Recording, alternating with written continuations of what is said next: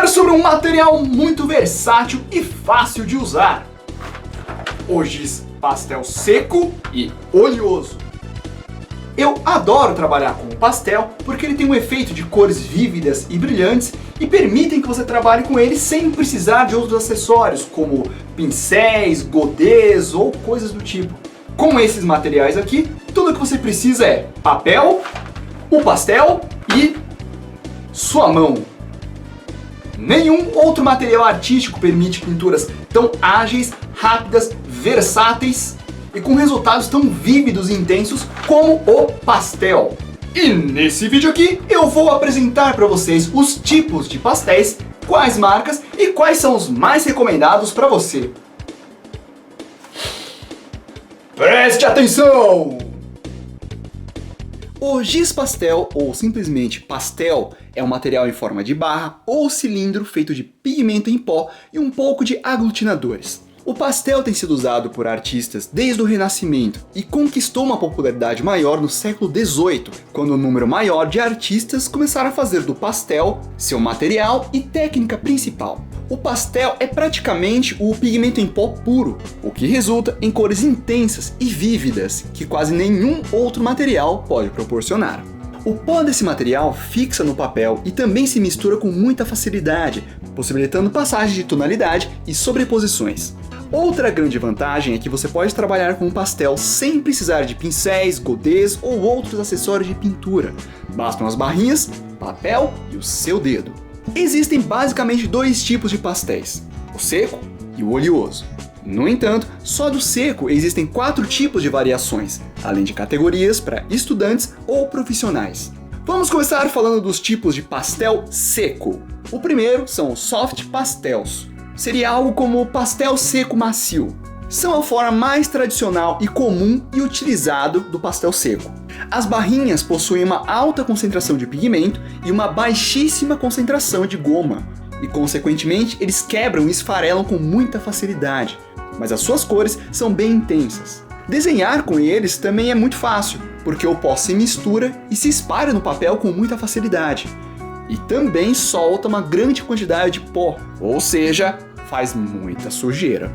Algumas pessoas chegam a usar giz branco, esses de escola mesmo, como um efeito subtrativo por cima de toda a pintura, para realçar o brilho e efeito de luminosidade. O segundo tipo são os pastéis em pastilha. Se você olhar para eles vão parecer aqueles kits de maquiagem, mas na verdade isso é praticamente o pó puro. Esse formato tem ainda menos aglutinador do que a barrinha do pastel soft. Então eles são feitos para serem aplicados com cotonete, esfuminhos ou algum outro material. Esse tipo de pastel é mais difícil de encontrar e é uma invenção mais recente, né? Na antiguidade eles não existiam. O terceiro tipo são os hard pastels, ou pastel seco rígido. Ele é feito dos mesmos ingredientes do pastel seco soft. A diferença é que ele contém mais aglutinador e menos pigmento. Isso significa que as suas cores não são tão intensas, mas eles não quebram e nem dissolvem com tanta facilidade. Por serem barrinhas mais duras e estáveis, os pastéis hard são geralmente utilizados para trabalhar em áreas mais locais. As barrinhas são vendidas no formato cilíndrico ou em barrinhas mais quadradas, que é o mais comum. E eles são tão resistentes que eles podem até ser apontados com um estilete ou uma faca. E o quarto tipo são os pastéis em lápis. Eles são basicamente um lápis com a mina de giz pastel. As vantagens é que eles são muito fáceis de usar, eles fazem menos sujeira, você pode guardá-los e transportá-los com mais facilidade e são excelentes para detalhes menores. Já que é um lápis, você tem um altíssimo controle do manuseio dele. Eles são como lápis de cor convencionais, mas a diferença é que no lugar da mina de cera ou aquarela, você tem o giz pastel seco. Quanto à sua resistência, ele é meio intermediário entre o pastel soft e o pastel hard. Tem artista que é meio contra esse pastel no formato de lápis. Ele acha que é meio trapaça, assim, mas... Se a indústria fez isso e é para facilitar a nossa vida, por que não usar? Sem contar que com o lápis, por ser mais intuitivo, você tem muito mais agilidade para fazer esboços mais espontâneos. Uma desvantagem de se trabalhar com pastel seco é a sujeira que ele faz. Se prepare para sujar as mãos, a mesa e a roupa toda com pó. E não é legal inalar o pó do pastel. Tem gente que até usa máscara enquanto trabalha. Então, se você tiver alergia a pó, alguma coisa, pastel seco pode ser um negócio arriscado para você. Outra coisa é que o pastel seco, ele não fixa no papel. Portanto, depois que você finalizar uma pintura, será necessário aplicar um verniz fixador. Esses da Acrylex ou da Corfix funcionam muito bem. Uma coisa legal é que todos esses 4 tipos de pastel seco podem ser misturados em um mesmo desenho. Por exemplo, você pode fazer toda a pintura base com pastel soft, realçar os contornos com pastel hard e detalhar com lápis pastel. É uma técnica muito versátil que permite bastante controle em seu manuseio. Agora, sobre o pastel oleoso. Se você adora o efeito da pintura a óleo, mas detesta ter que mexer com produtos químicos e no monte de acessórios como godês, pincéis e cavaletes, então saiba que o pastel oleoso foi feito para você. O pastel oleoso, como o próprio nome diz, não possui goma como aglutinador, mas cera e óleo. A primeira diferença do pastel oleoso em comparação com o seco é que ele não esfarela, não espalha e não solta poeira da mesma maneira que o seco faz. Ainda assim, ele contém tanto pigmento quanto o seco, se não for até mais. E o resultado são pinturas cheias de brilho com cores bem intensas. Eles também aderem melhor ao papel do que o seco e não necessitam da aplicação do verniz. Eles se tornam uma boa pedida para quem não tem um espaço muito amplo para trabalhar, porque eles não fazem tanta sujeira. Só que por ser um negócio a óleo, parece que eles nunca estão muito secos. Então evite ter que transportar um desenho feito com pastel oleoso. Existe também o pastel solúvel em água. Sua consistência é semelhante aos pastéis soft, mas ao invés do óleo, eles contêm água e polietileno glicol como componente. Isso permite um certo efeito de transparência. Olha, eu não sei, se alguém aí trabalha com pastel solúvel em água, comenta aí, fala da sua experiência. Eu particularmente penso que se eu quiser uma pintura com efeito de transparência e água, eu vou para aquarela. Mas isso já é minha opinião. Enfim, por que os pastéis secos são muito mais populares do que os oleosos? Primeiramente, porque o pastel oleoso ele não se mistura com a mesma facilidade que os pastéis secos. Outra coisa, os pastéis secos, por terem mais variações de formatos, permite que você trabalhe com detalhes. Já o oleoso, ele é vendido praticamente só em barrinhas, o que dificulta você detalhar áreas menores. Então isso implica em fazer pinturas em papéis grandes. E um outro ponto é que os pastéis secos possuem muito mais variações de cores do que os oleosos. Por exemplo, o pastel seco ele tem mais de 80 tipos de cores disponíveis no mercado. Já o oleoso é bem menos.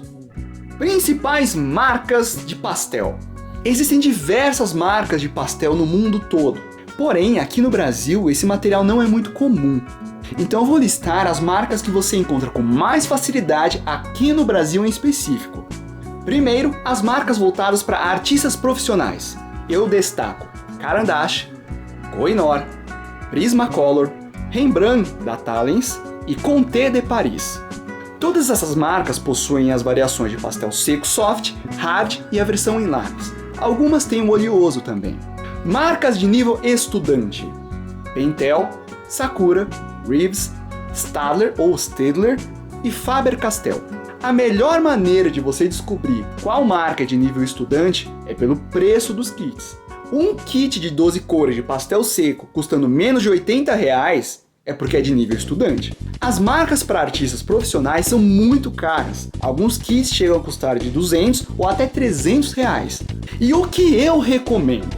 Se você está começando, compre um kit de nível estudante, porque os pastéis também são vendidos por unidade, o que te permite comprar uma ou outra barrinha avulsa das marcas mais caras. E você pode usar isso estrategicamente. Por exemplo, você tem um kit mais barato para fazer as cores base, que contém aquelas cores que você usa com menos frequência. Agora, cores que você usa com mais regularidade e mais importantes, por exemplo, tons voltados para a pele ou alguns tons de amarelo, aí você pode comprar umas 3 ou 4 barrinhas avulsas e misturar no seu trabalho. Eu gosto bastante do pastel da Koh-i-Noor, mas eu sei que hoje tá bem caro. Olha, dá para trabalhar bem com um kit desses mais baratos, tá? Nenhum deles é ruim. Até porque o giz pastel é o pigmento em pó praticamente puro. Então não é que nem a aquarela que cai muita qualidade. As opções estão aí, para todos os bolsos e exigências. E para finalizar, técnica de pastel, trabalhe sempre com papéis mais espessos e com textura, tipo verger, telado, casca de ovo, mitentes, craft e por aí vai. Papel sulfite comum não é uma boa pedida para trabalhar com pastel. Muito bem, então eu espero que vocês tenham gostado. Se o vídeo te ajudou, você gostou, dá um joinha pra mim, adiciona os favoritos, compartilhe nas redes sociais que você possuir e se não estiver inscrito no canal, se inscreva. E qualquer dúvida, observação ou algo que você queira complementar no vídeo, é só escrever nos comentários, certo? Muito bem, então é isso aí, estamos conversados! Por enquanto.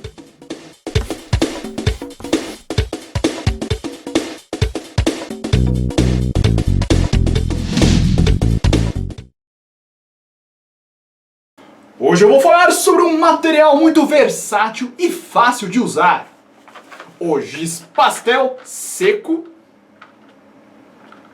Porra.